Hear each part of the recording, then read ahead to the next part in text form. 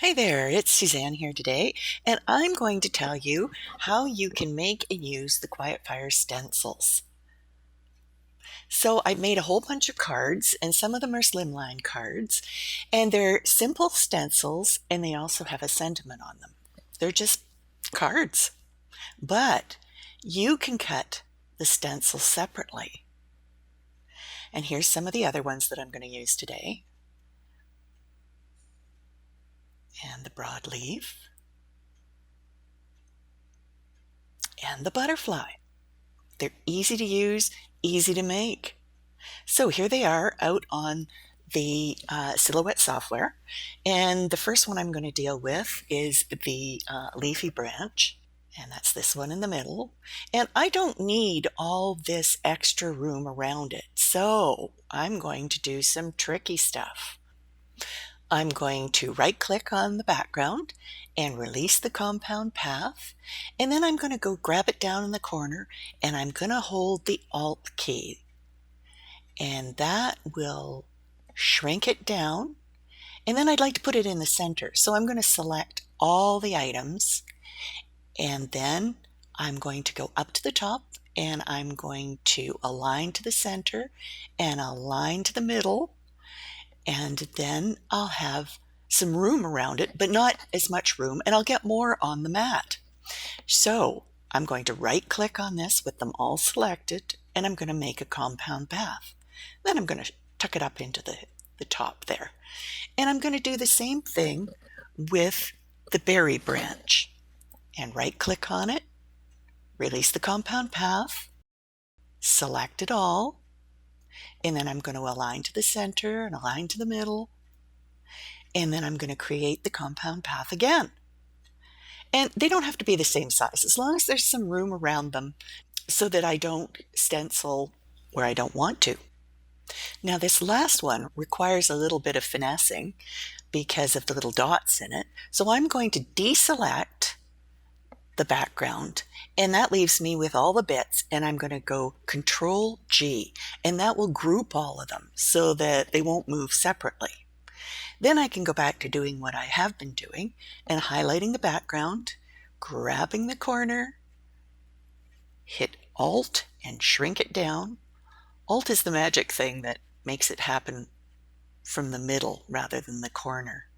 And then I kind of center it, and then I do the real centering with the Align tool.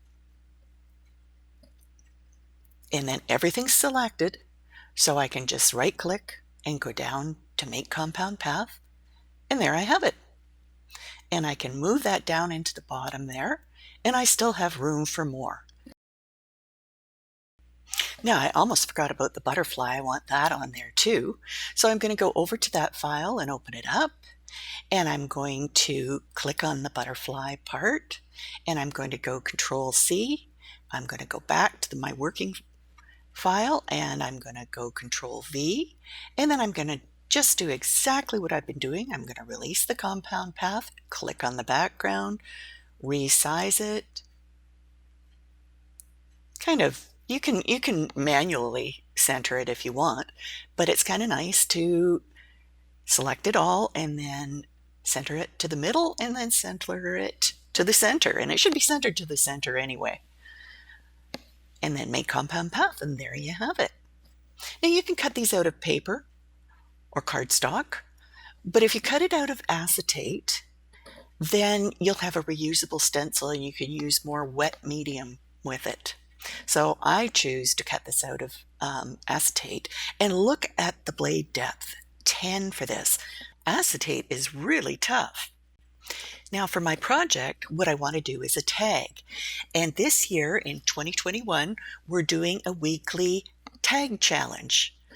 And so I've created these tags for you to use if you want to. They're free, and I'll put the link down below in the description. And so I just want one tag and one set of reinforcements, just in case I want to use them. I'm not sure I do. And I'm going to put those on the mat, and then I'm going to group them together because I want to resize them. This is 2.5 inches. I want a 3.25 approximately inch tag. So I'm pulling that out, and I want to do it with the reinforcements or else they won't be the right size. And I'm going to select everything, including the reinforcements, and I'm going to go over to the side, and I am going to duplicate the tag and move it aside, and there's still room for another one. So I'm going to do the same thing, except I'm going to put it underneath, and then I'm going to go to the little green dot and I'm going to rotate it, and if you hold down the shift key, you kind of feel where it clicks into the 90-degree angle. And then I've got 3 tags. And from there you can move them around however you are comfortable with. And then I am just going to take these and cut them out of plain white cardstock. And then we'll have some fun stenciling. So here we have the stencils, and I put a little bit of washi tape on each of them because otherwise I'm going to lose these little puppies. So this helps me keep track of them. And that's what they look like when they're cut out of acetate. These are transparencies from Staples. Not really a big deal. And now I just need to sort of look at where I'm going to place these because I do have that butterfly and I don't want the foliage to interfere with the little butterfly. So that'll work. Okay, now let's get to business. So here we have some Distress Oxide inks and a brush, and I'm just going to hold the stencil in place. Now this is speeded up a little bit, and because acetate's pretty thin, you might want to use a pretty light hand on it. Like I say, you can cut it out of cardstock if you want. And there we have it. Looks pretty good there. Okay, I'm happy with that. Okay, let's put that away for now and go on to some of the foliage. And I really like this broadleaf one. And what's it called? It is called the Leafy Branch. And that's the name of the file over at Silhouette. It's more than that. It's the Leafy Branch stencil card. So like I say, you have to use a pretty light touch, and I was a bit heavy-handed and I was rushing a bit, and that's a mistake. But you can still see the image there. So then I decided to change from Chevy Shutters to my favorite color, Bundled Sage. But first I got smart and I used washi tape to hold down the tag. And again, try to use a light touch. And I could tape the stencil down as well.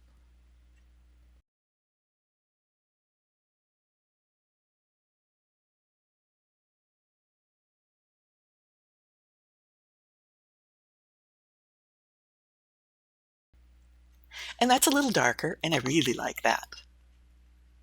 Okay, let's put it another one here. And I'm going to use peeled paint for that. And you can move it around till you find a spot you like. Again, I'm trying not to interfere with the butterfly.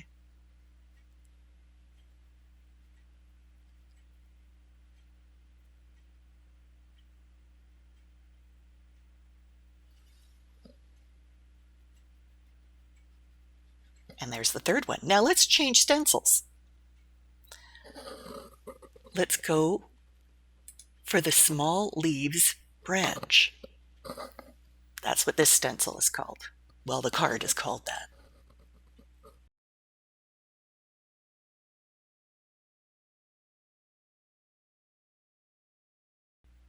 So just put that in spots where it pleases you. The great thing about a tag is that, if you're not happy with it, just do it again. It's not a big project. And then I took the next one, and it's called the Berry Branch. And I did it in green. I might have done it in browns, or another color, but I thought I'd stick with the greens. And just popped it in a few places. This is really speeded up. And then I decided, well, let's just blend it all together. So I started blending the whole base of the tag. with greens.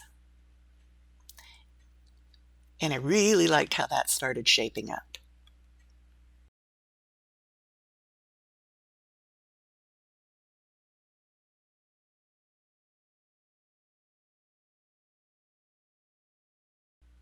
And at the very end, I decided to add a little bit of blue to the top of the tag and down the sides, and a bit of browns to the bottom of the tag, and a little bit of color to the butterfly, just to give it a bit more dimension, and I really like how this turned out. So there you go. We've got this cute little project that you could add a rubber stamp to or a die cut to, and you still got stencils to work with because you made them out of acetate. So thanks for watching. You've been using the Quietfire stencil cards to make your stencils, and if you have any questions, just ask in the comments below. Thanks for watching. See you again next time. Bye for now.